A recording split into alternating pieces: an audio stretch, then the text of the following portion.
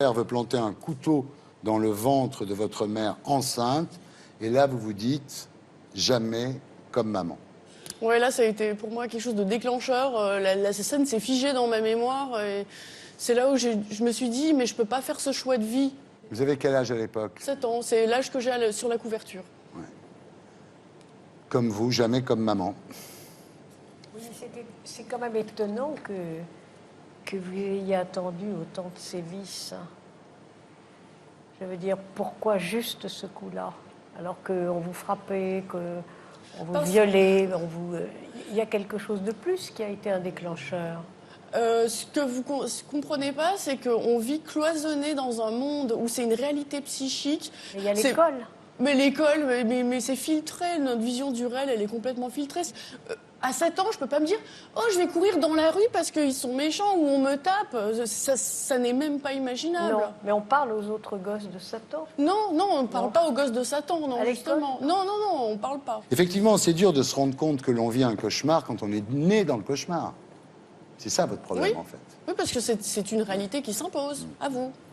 Comme ça. Ouais. Les enfants de Dieu, moi je me souviens, ils étaient connus, ils ont fait des disques, ils ont fait des tubes, ils ont été invités chez Guilux pour les chanter. Enfin, je veux dire, c'est une secte qui avait une image, voilà, ils étaient un peu barjots, mais on était à 1000 lieues, évidemment, de se douter de ce qui se pratiquait à l'intérieur. Alors, là, vous commencez à entamer un processus psychologique qui va vous amener à sortir de la secte, mais 10 ans plus tard. Ce n'est qu'à 17 ans, il y a 15 ans, donc. Et là, vous racontez tout à une assistante sociale. Vous écrivez, vous lui donnez. Raconter tout, non. J'ai fait une lettre très succincte, mais juste, il y avait le nécessaire pour me placer sous protection et pour m'extraire, en fait, finalement, pour que je puisse suivre mon bonhomme de chemin. Alors aujourd'hui, vous avez 32 ans. Vous n'avez plus, évidemment, de contact avec la secte, j'imagine. Vous travaillez comme vendeuse dans un magasin de prêt-à-porter à Chambéry. Vos frères et vos sœurs sont sortis. Ils ont eu leur processus à eux. Ils ont une pensée propre aujourd'hui. Je suis fière d'eux, tout va bien. Ouais. Votre mère aussi est sortie, mais elle continue à penser quand même que votre éducation était justifiée.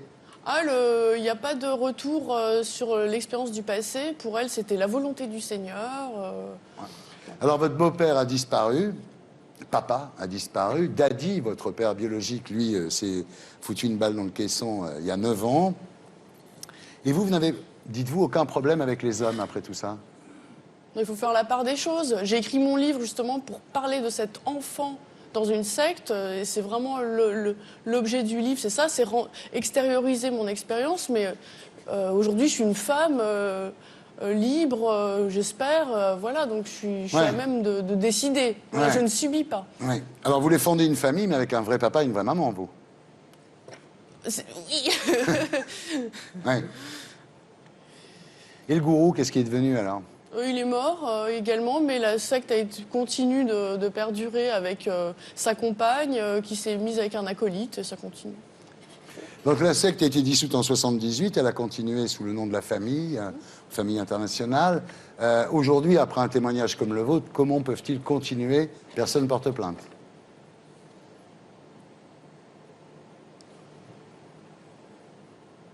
C'est difficile, en fait. Moi, j'ai été confrontée à cette question à 17 ans, mais en fait, comme on est rebaptisés tous, il n'y a plus d'identité, donc on ne peut pas retrouver les gens.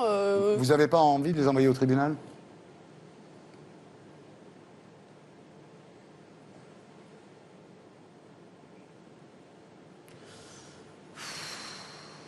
C'est énorme, c'est pas, enfin, ça dépasse. Mais je me sens impuissante, voilà. Ouais. Moi, j'arrive pas à croire. Enfin, je veux dire, je vous crois absolument. Je vous crois absolument. Non, mais je veux dire, mais si je réfléchis, je me dis, mais comment est-ce possible?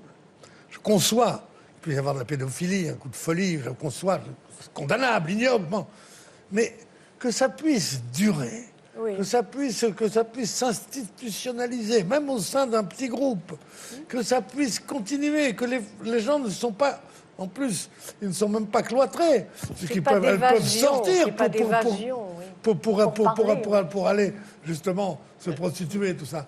Mais ça me semble une autre planète. Alors, ce qu'il faut dire quand même, c'est qu'en France, il y a 50 000 enfants qui sont victimes de dérives sectaires.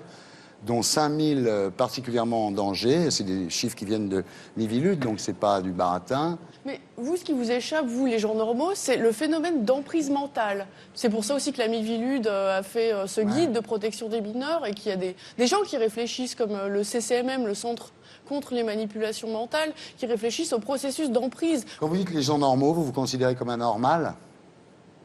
À l'adolescence, je me considérais comme un monstre social. Aujourd'hui, je fais avec ce que j'ai, hein, au mieux. En tous les cas, merci de votre témoignage.